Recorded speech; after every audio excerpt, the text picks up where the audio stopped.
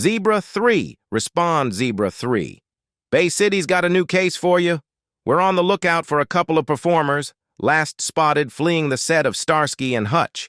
All right, viewers have their eyes on them, and we're bringing them in for a cast review. Today we'll be incognito checking in on the ensemble of the finest screen duo of the 1970s. While the Bay City PD drew loose inspiration from the real LAPD, the true inspiration for these tightly knit, unconventional detectives stemmed from two boys from Brooklyn who pioneered decoy work to combat crime.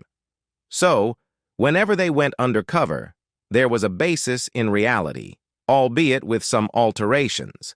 However, David Soul and Paul Michael Glazer truly embodied these roles. Combining thrilling drama with comedic antics, the Starsky and Hutch ensemble took us on a journey every week, both figuratively and literally, in that iconic striped tomato Gran Torino. Bernie Hamilton as Captain Harold Doby. A competent detective force requires a capable leader at its helm. Fortunately, Bay City was overseen by the stern and often irate Captain Doby, a true professional who knew how to prepare an excellent meal. Despite his authoritative demeanor, his role as a devoted family man always shone through, especially in his interactions with his two bumbling detectives. Hailing from California himself, Bernie emerged as a formidable talent by defying stereotypes typically associated with African-American actors. His cinematic debut occurred in the 1950 film The Jackie Robinson Story, where he portrayed the character Ernie alongside Jackie Robinson himself. He further distinguished himself in the groundbreaking film One Potato, Two Potato, a poignant portrayal of racial injustice set against the backdrop of interracial marriage, preceding the more renowned Guess Who's Coming to Dinner. Initially slated for a white actor, the role of Captain Doby was instead entrusted to Bernie, upon the recommendation of producers Aaron Spelling and Leonard Goldberg, who remembered Bernie's previous work in a police role. Bernie effortlessly secured the part without the need for a screen test. Bernie's final acting appearance was in an episode of The Love Boat in 1985, coinciding with his transition to other pursuits. Bernie was the brother of esteemed jazz drummer Chico Hamilton, and music was a passion he shared. Thus, the actor-turned-musician established the record label Chocolate Snowman and embarked on a musical journey, producing and lending his vocals to the album Captain Doby Sings the Blues. He continued to produce R&B and gospel albums for many years. Following a groundbreaking career, Bernie Hamilton passed away in 2008 at the age of 80 due to cardiac arrest. Antonio Fargas as Huggy Bear. Hey, Huggy Bear, what insights do you have for us? This should be interesting. The impeccably dressed, consistently enigmatic Huggy Bear embodied many qualities. But reliability certainly stands out the most. Huggy Bear always boasted the finest attire and delivered the most memorable lines throughout the entire series. Antonio Fargas gained early exposure to standing out, growing up as one of 11 siblings in his New York City household. He made his mark in the film industry with the 1969 Robert Downey Sr. film Putney Swope. Later, he portrayed Foxy Brown's sibling in the 1974 blaxploitation classic. His portrayal of Huggy Bear came about because Barry Shear, who directed the pilot episode, had previously worked with Fargas on the 1972 film Across 110th Street. Initially not intended to be a recurring character, Huggy became an integral part of the series thanks to Fargas's captivating performance.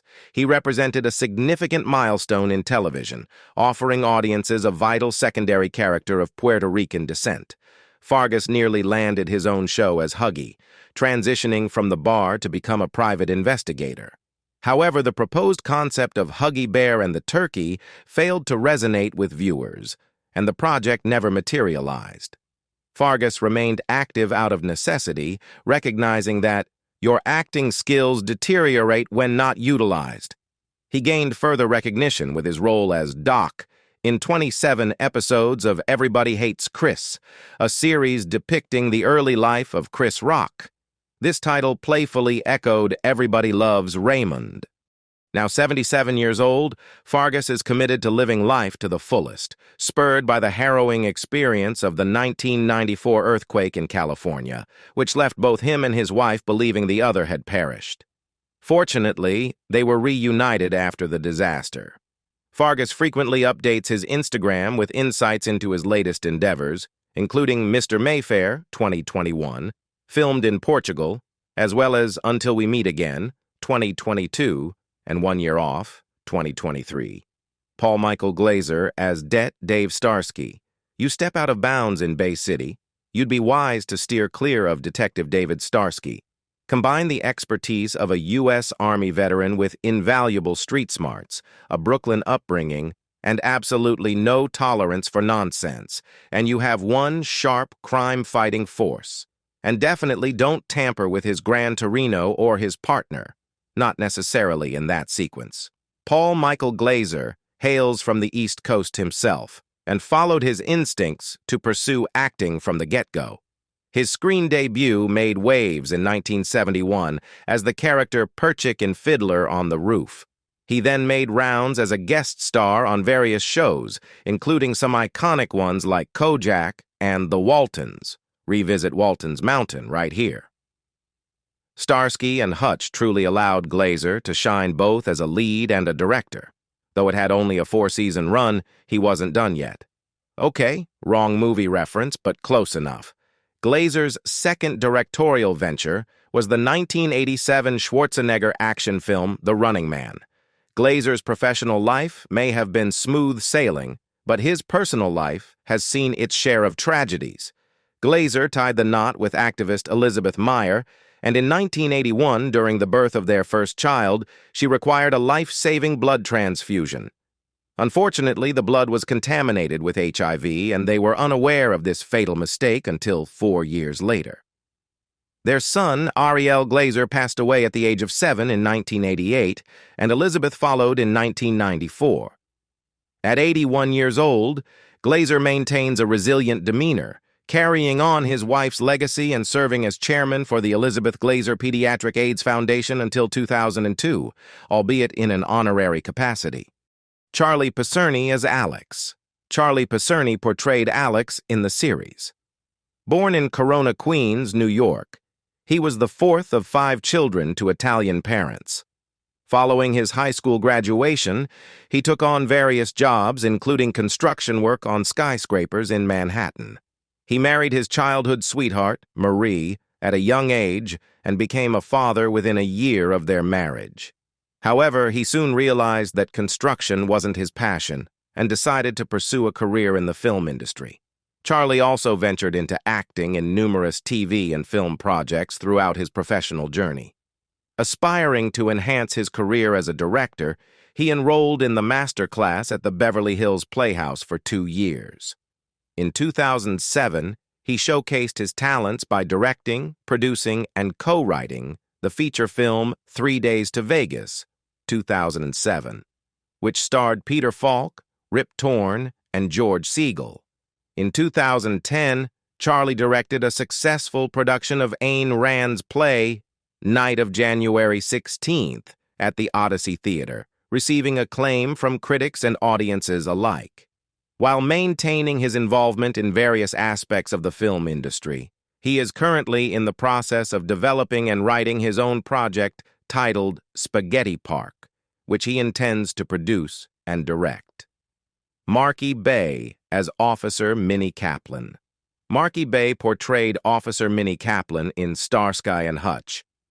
Born in Philadelphia, Pennsylvania, Bay began her acting career with appearances in 5 films from 1970 to 1974 before shifting her focus to television. She graced the screens of popular TV series such as Baretta and Charlie's Angels. After retiring from the entertainment industry, Bay and her spouse have been organizing mystery cruise events in Los Angeles, California. On April 30th, 1974, Bay tied the knot with Don Fenwick, also an actor. In her leisure time, Bay enjoys collecting stamps. Daryl Zling as Mr. Thistleman. Daryl Zling portrayed Mr. Thistleman in the series.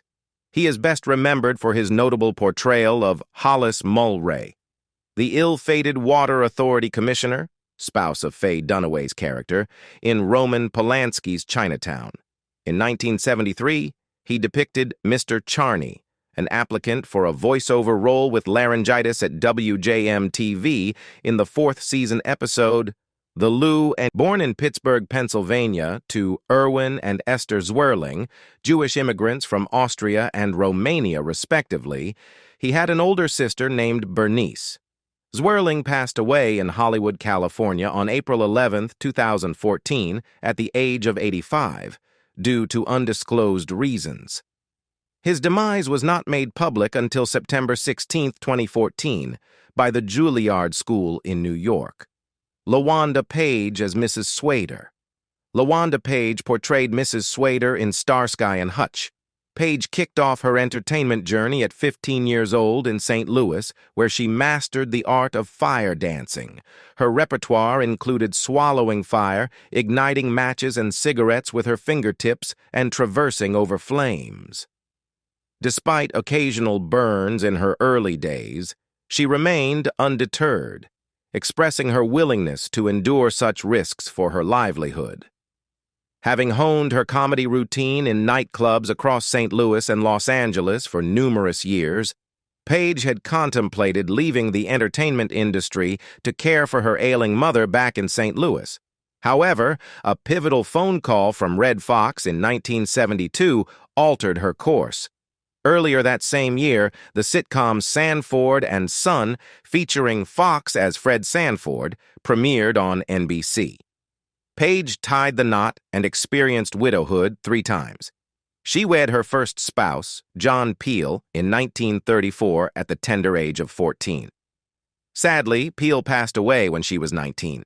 During their union, they welcomed a son, who tragically succumbed in infancy in 1935, and a daughter named Clara. Page passed away from a heart attack due to complications from diabetes on September 14, 2002, at the age of 81. She was laid to rest in an outdoor mausoleum at Inglewood Park Cemetery in Inglewood, California.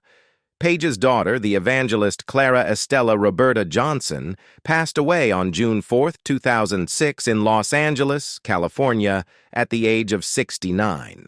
Lynn Marta as Helen Carnahan. Lynn Marta portrayed Helen Carnahan in the series. Marta's debut on screen occurred in 1966 with a role in an episode of the comedy series Gidget. She became a regular on the syndicated variety show The Lloyd Thaxton Show and the anthology series Love American Style, 1969-1974. Her career primarily consisted of guest appearances on various episodic television shows, often playing different characters on the same series, including the FBI, Cannon, Medical Center, The Streets of San Francisco, Barnaby Jones, Trapper John, MD, and Vega. Born in Somerville, New Jersey on October 30, 1945, Marta was one of 2 daughters born to George Marta, a first-generation Italian-American, and his wife, Ruth. In 1983, People magazine reported that Marta and actor David Soul had an open relationship. The article stated, "Throughout the Starsky and Hutch years, David and Lynn cohabited but engaged with others romantically."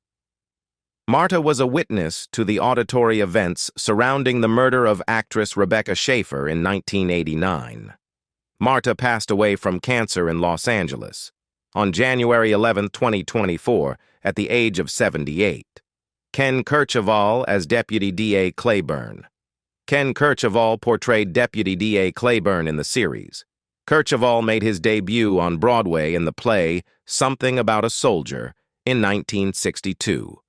He appeared off-Broadway in the 1972 Kurt Weill Revue, Berlin to Broadway with Kurt Weill, and his performance can be heard on the cast recording. His theater credits also include The Apple Tree, Cabaret, taking over the role of Cliff from Bert Convy, and Here's Where I Belong. In 1966, he starred as the main character in the original Broadway production of Fiddler on the Roof, alongside Herschel Bernardi, Maria Karnilova, Julia Miganes, Leonard Frey, and Pia Zadora. In 1985, Kval became a partner in the Old Capitol Popcorn Company. Initially successful, the business partnership turned sour in 1988. Financial troubles and other conflicts culminated in a violent incident in 1989, resulting in one partner's armed rampage and suicide on the Dallas set. A lifelong smoker, Kval survived lung cancer after undergoing surgery to remove part of his lung in 1994. Kval was married and divorced 3 times and had 5 children. By 2012, he was a grandparent to 6 grandchildren. In his later years, he spent most of his time close to his family in Clinton, IN, enjoying local fairs and festivals. Kval passed away from pneumonia on April 21, 2019, at the age of 83. Chuck Hicks as Marty. Chuck Hicks portrays Marty in Starsky and Hutch. Hicks attended Burbank High School, where he held the position of senior class president in 1946 and played football. During World War II, Hicks served in the U.S. Merchant Marine and later in the Navy. While in the Navy, he held the title of Boxing Champion of the United States 5th Fleet. He also attended Loyola Marymount University, where he participated in football and boxing, and later was honored with induction into the school's Athletes Hall of Fame. Additionally, he played semi-pro football for the Eagle Rock Athletic Club. Alongside his stunt work, Hicks appeared in numerous films. He portrayed federal agent Lamar Kane in the initial season of the ABC Desilu television series, The Untouchables, starring Robert Stack. Hicks passed away in Las Vegas, Nevada on May 4, 2021, at the age of 93. His son reported that the cause of his passing was complications arising from a stroke he had endured towards the end of 2020. Alex Roco as Thomas Calendar. Alex Roco portrayed Thomas Calendar in the series. After serving his prison term for the diner assault, Petricone and his wife divorced, prompting his move to California. Reflecting on his decision, he remarked, "I needed to leave Boston, so I flipped a coin and said heads, Miami, tails, California." He commenced his acting education under the guidance of actor Leonard Nimoy, who hailed from Boston like himself. Nimoy coached him to shed his strong Boston accent and encouraged him to undergo speech training. Following Nimoy's advice, Roco embarked on a career in the film industry, adopting the name Alex Roco after spotting the name Roco on a bakery truck. Upon relocating to Los Angeles, Roco embraced the Baha'i faith, and he participated in various productions associated with the religion over time. He expressed gratitude to Baha'u'llah, the prophet founder of the Baha'i faith, during his Emmy Award acceptance speech. His initial marriage was to Grace Petricone, with whom he shared a daughter named Mary Ann. Following his move to California, he wedded Sandra Elaine Roco, September 1, 1942, June 12, 2002, on March 24, 1964. He adopted her son, Mark King, who later became known as Mark Roco, June 19, 1962, May 1, 2009, a film producer, screenwriter, and director. The couple welcomed 2 children, a daughter named Jennifer and a son named Lucien, and 1 grandson. Sandra Roco succumbed to cancer at the age of 59. Roco tied the knot with Shannon Wilcox on October 15, 2005. Alex Roco passed away on July 18, 2015, due to pancreatic cancer at his residence in Studio City at the age of 79. Christy McNichol as Joey Karsten. Christy McNichol portrayed Joey Karsten in the series. In 1976, she landed the role of Letitia Buddy Lawrence in the television drama series Family, 1976-80. McNichol received nominations for the Emmy Award for Best Supporting Actress in a Dramatic Series for 3 consecutive years, 1977-79, clinching victories in 1977 and 1979. Her performance also earned her a nomination for the Emmy Award for Outstanding Lead Actress in a Drama Series for Family in 1980. In June 2001, McNichol declared her retirement from acting. Following her departure from the entertainment industry, she took on a teaching role. instructing acting at a private school in Los Angeles, and dedicated a significant portion of her time to charitable endeavors. In 2012, McNichol put an end to years of speculation by publicly disclosing her homosexuality and revealing her longtime partner Marty Allen, with whom she has been in a relationship since the early 1990s. She made this revelation with the hope of offering support to young individuals facing bullying due to their sexual orientation. McNichol also emphasized in the same statement that she has no intention of resuming her acting career. David Soul as Det, Ken Hutch Hutchinson. Calm, composed, health-conscious, and adaptable, Detective Ken Hutchinson navigated the challenges of relocating from charming, chilly Minnesota to sunny California. There, he found himself partnered with a passionate and temperamental colleague. Despite facing frequent car troubles with his trusty Ford Galaxie 500, Hutchinson remained unfazed. David Soul portrayed Hutchinson with unparalleled finesse, seamlessly transitioning between career paths. Initially drawn to history and politics, Soul ultimately succumbed to the allure of music, kickstarting his musical journey. Adopting the persona of the covered man on the Merv Griffith Show, Soul ensured that his music took center stage, devoid of distractions. His acting debut came in 1967 with a guest appearance on Flipper, followed by a prominent role alongside heartthrob Bobby Sherman in the beloved TV Western Here Come the Brides. Soul's versatility shone through in 1973 when he portrayed a corrupt cop in the Clint Eastwood thriller Magnum Force, capturing the attention of television executives. Notably, Soul showcased his directorial prowess by helming 3 episodes of Starsky and Hutch, including the acclaimed Survival from Season 2. His final on-screen appearance came in the 2013 film Filth, where Soul captivated audiences with a memorable car karaoke rendition of his hit song Silver Lady. However, it is with deep sadness that we mourn Soul's passing on January 4th, 2024. At the age of 80, succumbing to complications from COPD. While we bid farewell to this journey through time, let's celebrate the lasting impact of Starsky and Hutch and the remarkable actors who brought it to life. Whether it's revisiting classic episodes or discovering new adaptations, the spirit of Starsky and Hutch lives on, reminding us of the power of friendship, justice, and the thrill of the chase.